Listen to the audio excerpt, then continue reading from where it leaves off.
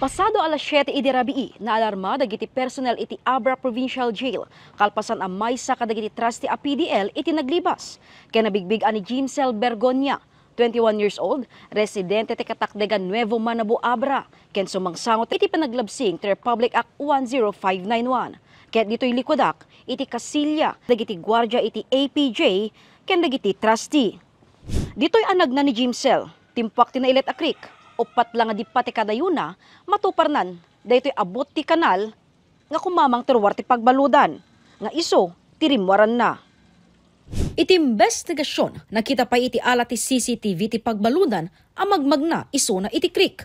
Imunan iti daytoy, rimwar iti investigasyon, ana pa nagdigos ti PDL trustee, aginggas saanen ang nauray dagiti pada na a PDL trustee, arimwar iti ruwangan. Ti kami mapaspasama mong dito nakaselda sa bayda nga agpabilang ti Ed County alas 8 agpastra dati trustee ma'am diti mga 7 data ma'am dati nakadlawan nan nga mapukpukaw mo ti mesa nga PDL me. Dagos met ang nagtignay dagiti security personnel iti Abra Provincial Jail. Iti napang kami di likod ma'am iti Abra Provincial Jail.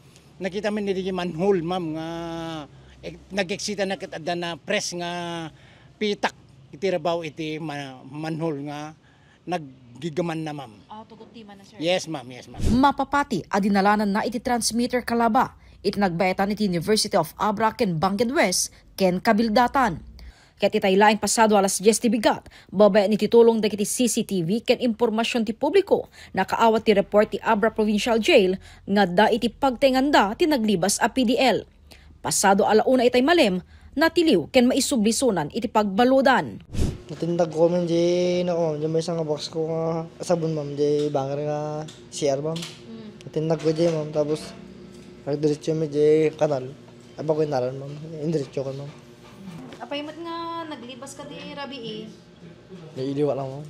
Di bakit ma'am. Di kalingga ma'am. Sila ako naburyo ko pa ma'am. Di ina gano'n. Ito marakaran ma'am. Mismo at yamati PDL tinakisarita ken kuana tapnon sumuko. Kahit ko karog na sumuko kahit nga agtalaw. So nga ko na kanya na sumukan na kong napasok sumanayat mo. Anugoten ni Warden ang nagtelek isuna iti PDL ken nadalapses dagiti security personnel. Yes ma'am, gapot kampante ma'am ta ibagada yung may da piyansaan ma'am ta nalagan di kaso na ma'am na bilban na lang 10,000. So ang kampante mo't ma'am nga nang trust ita na makita ginagagat mo't ma'am kit nalagan di kaso na. So ngayon inwar ko ma'am nga may nga trustee mi ma'am. Manamnama may pakatineng inget as security measures iti pagbaludan tapnos saanen ang maulit ti pasamak. Maitedmet ti 20,000 pesos agungguna iti informant. Jessica Boreta, Balitang, Solid North.